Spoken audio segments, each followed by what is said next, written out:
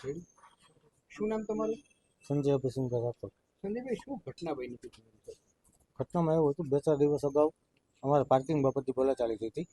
વાતચીત કરવા માટે ઘરનાને મોકલેલા હતા, બરાબર, કે જે કાંઈ હોય એ પૂરું કરી નાખો. તમારા ઘરનાને ગારો દીધી હતી, બરાબર. એ બાબતે અમારે બોલાચાલી થઈ. પછી અમારે રાતે સમાધાન થયું, બીજે દિવસે સમાધાન થઈ ગયું. પછી પાછો આજ રોજ હું સમાધાનની વાતચીત કરવા ગયો તો સમાધાનની વાત થઈ ગઈ હતી અને એ લોકો મારી માથે જીવલેણ હુમલો કર્યો. ધોકા, પાઇપ, તલવાર. ફાયરિંગની વાત આવે છે, સાચી વાત છે કે નહીં? ફાયરિંગની વાત આવે છે. હું નીકળો પછી મારી માથે એ લોકોએ ફાયરિંગ કરેલું છે. ઓકે, શું માંગણી છે તમારી? યોગ્ય ન્યાય મળે મને.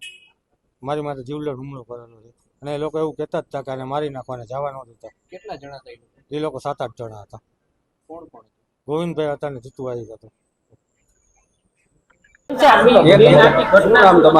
મીરા સંજય રાઠોડ.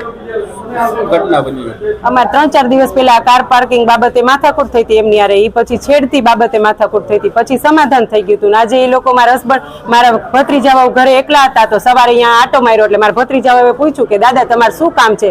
તો કે ઓલો ક્યાં છે? એ કે તો કે એ અત્યારે ઘરે નથી, કે આવશે તો એ કે હું એમને કહીશ. એટલે મારા હસબન્ડ એમને પૂછવા ગયા, ભાઈ દાદા તમારે શું કામ હતું? 15-20 જણા થઈને મારા હસબન્ડને તૂટી પડ્યા, બેસબોલના ધોકાથી માર માર્યો ને પછી અંદર આવ્યા ને તો એની પાછળ ઉપર એને ફાયરિંગ કર્યું. ફાયરિંગ કરીને ચોખ્ખું એમ જ કીધું કે ઉપર શું ફાયરિંગ, સાથે હતા એને એમ કીધું કે ઉપર શું તમે ફાયરિંગ કરો છો, કે આ બારોટને જ પતાવી દો કે. અને પછી મારા હસબન્ડ અંદર ભાગી ગયા, પછી અમે બધા અંદર ઘરની અંદર પુરાઈ ગયા હતા.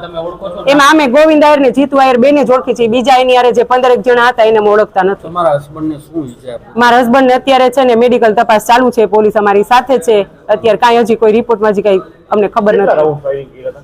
એ એક જ મારો ભત્રીજો હતો, જેને જે આખી મેટર ખબર છે ને એ અત્યારે પોલીસ તપાસમાં જ છે અત્યારે.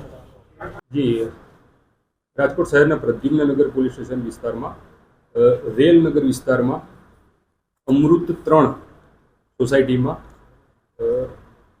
સંજયભાઈ રાઠોડ અને જીતુભાઈ ગોવિંદભાઈ ચાવડા, 2 પરિવાર વચ્ચે મારામારીની ઘટના સામે આવી છે. હા, પરિવાર દ્વારા ફાયરિંગનો આક્ષેપ કરેલો છે.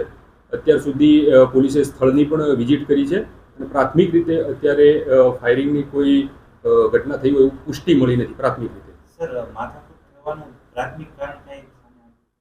હા, ફરિયાદી જે છે સંજયભાઈ રાઠોડ, જેને ઈજા પહોંચી છે, એની પ્રાથમિક પૂછપરછ કરતા પાર્કિંગની બાબતે બનાવ બનેલો હોય એવું જણાવે છે.